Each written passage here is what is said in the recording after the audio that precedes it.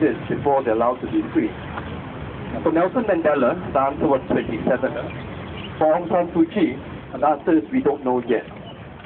But we gather here to join our voices to the international chorus that is saying, not one more day should she be held in captivity.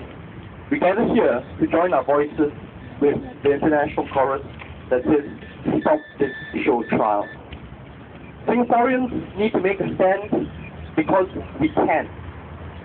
I was in KL for a conference with new media activists. I run the Online Citizen. And I met the editor-in-chief of Mizima, the Burmese news agency. He told me of how Burmese free media activists were smuggling thumb drives with information back to their country for their countrymen. And because of this, they were not smuggling heroin, they were smuggling information of the situation in their country. They faced imprisonment, they faced persecution. A year and a half ago, after the Saffron Revolution, some university students organized petitions, vigils, and speeches on our university campuses here in Singapore, together with our Burmese friends, to raise awareness of the issues in Burma. One of my friends, one of my co-organizers, Mr. So, he's not here with us today because his work permit was not extended after he was not granted an employment pass after he graduated. He's now in a third-party country, liable to be repatriated back to Burma, liable to face persecution by the junta. So if we cast our mind to the trials and tribulations of our Burmese friends and Aung San Suu Kyi, let's make a small commitment as Singaporeans to use every avenue of free speech that we have to push our government to do more and press for her release, because we can. And we need to know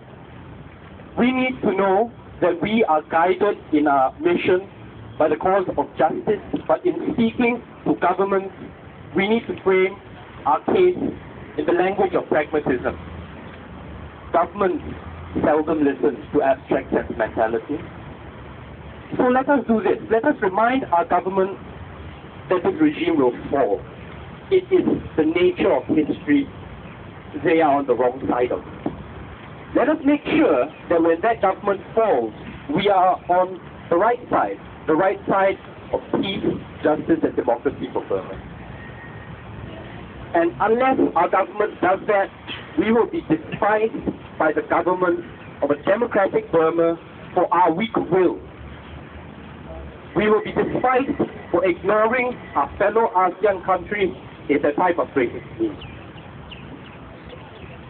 I hope one day to visit the streets of a democratic Rangoon, peaceful streets that resound with the voices of a free people, and not silenced and beaten into oppression by violent junta.